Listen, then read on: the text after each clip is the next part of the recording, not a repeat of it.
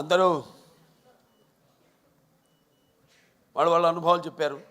ఈ సినిమా మొదట కొబ్బరికాయ కుట్టిన దగ్గర నుంచి కూడా జరిగిన వింతల గురించి.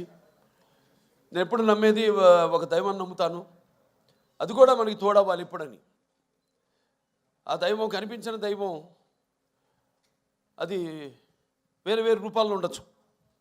ఒక్కొక్కడు ఒక్కొక్క దేవుడిని ఆరాధిస్తారు. శివుడు కావచ్చు, వెంకటేశ్వర స్వామి కావచ్చు, విష్ణువు కావచ్చు, లేకపోతే రకరకాల వాళ్ళ ఎలువెలుపులు. అలాగే తల్లిదండ్రులు, నా తల్లిదండ్రులు వాళ్ళ యొక్క ఆశీర్వాదం, అలాగే కళాంబ తల్లి యొక్క ఆశీర్వాదం,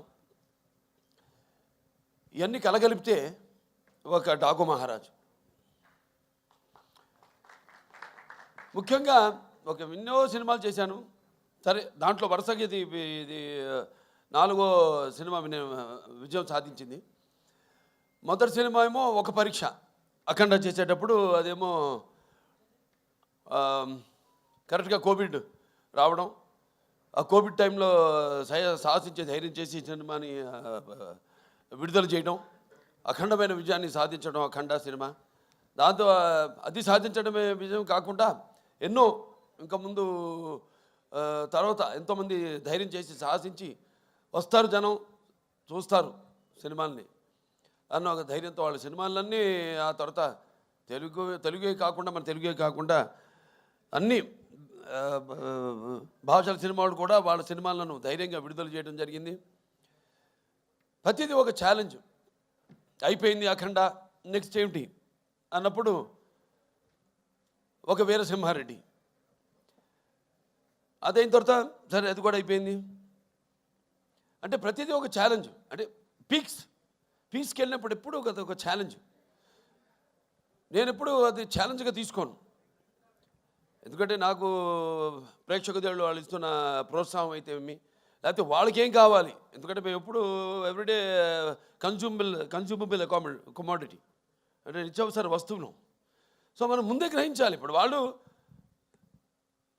ముందే ఏం కావాలి, అది ఒక ఫుడ్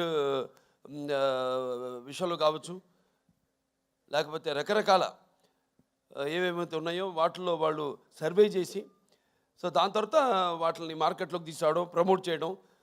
దాని తర్వాత అలాగే ఈ సినిమా కూడా, ఎందుకంటే ఈ సినిమా అనేది మనిషి ఒక ఈ దినచర్యల్లో అంటే సతమవుతూ అన్న పానీయాలు అనే అవసరాలతో పాటు ఈ సినిమాను కూడా ఎంచుకున్నాడు. కాబట్టి ఆ సినిమా ఎలా ఉండాలి, ప్రేక్షకులు ఎటువంటి సినిమాని మనం అందించాలి అన్నది ఆలోచించుకోవలసిన విషయం.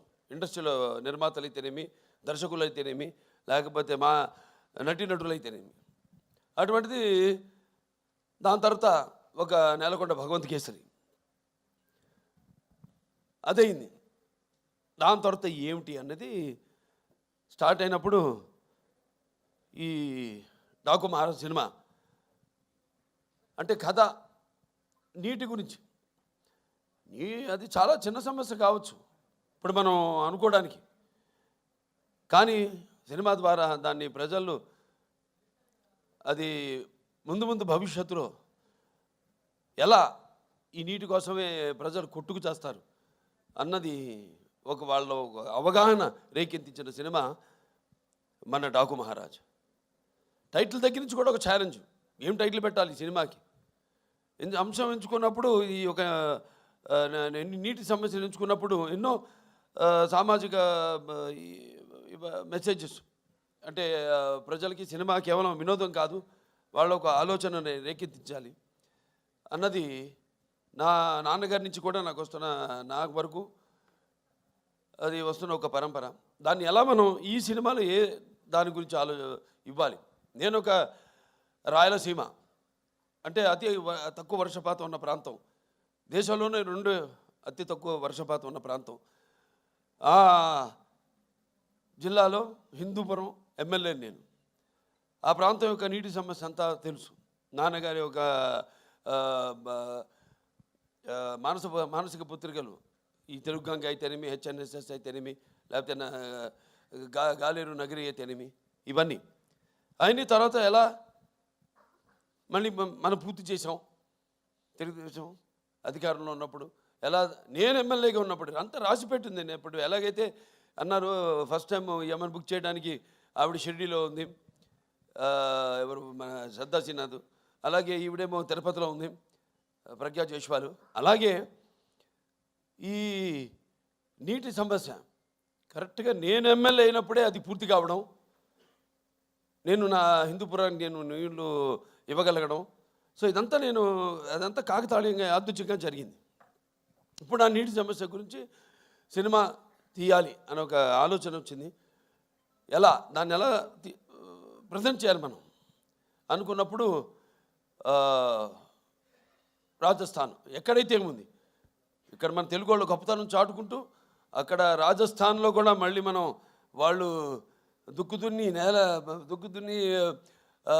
నీరు పోసి నారు పెట్టి అలాగే కోత కోసి ఎలా చేయగలుగుతాం, అక్కడ కూడా మన ఒక ఇంజనీర్, ఒక సామాన్య ఇంజనీర్, ఒక తెలుగువాడు వెళ్ళి ఎలా చేయగలుగుతాడు. చేసాం మనం ఇక్కడ సృష్టికి ప్రతి సృష్టి చేసాం. ఎలాగైతే మన రాయలసీమ గురించి చెప్పాను, మన ఇది అవిభక్త ఆంధ్ర రాష్ట్రానికి 6 ముఖ్యమంత్రులు ఇచ్చింది రాయలసీమ అని. సో అది పెట్టుకుని మైండ్లో సమస్య చిన్నదే కావచ్చు, కానీ రాష్ట్రాలు వాళ్ళ నీళ్ళ కోసం కొట్టుకుంటున్నాయి. సరే, ఆ నేపథ్యంలో ఆ సినిమాని తీసుకోవడం, సెలెక్ట్ చేయడం, దాంట్లో పాత్రని ఎలా దాన్ని ఒక ఇంజనీర్ డాకుగా మారడం, అలా దాంతో మొదలయ్యాక సరే మీకు సినిమా గురించి ఈరోజు ఆ సినిమాని అఖండమైన విజయాన్ని మాకు అందించి ఇవాళ మా వెన్ను తట్టి ఇంకా మాకు ఎవరైతే మేము ఆకలితో ఉన్నామో ఒక సినిమా చేసి దాని ఒక ఫలితం కోసం రెయిన్బోర్డ్ కష్టపడి ఎలా ఉంటుంది ఆ సినిమా, దాని ఫలితం ఎలా ఉండబోతుంది అని ఎదురు చూస్తున్నామో, అటువంటి తరుణంలో ఇటువంటి అఖండమైన విజయాన్ని మాకు అందించినందుకు తెలుగు ప్రేక్షకులందరికీ నా హృదయపూర్వక కృతజ్ఞతాభివందన తెలియజేసుకుంటున్నాను.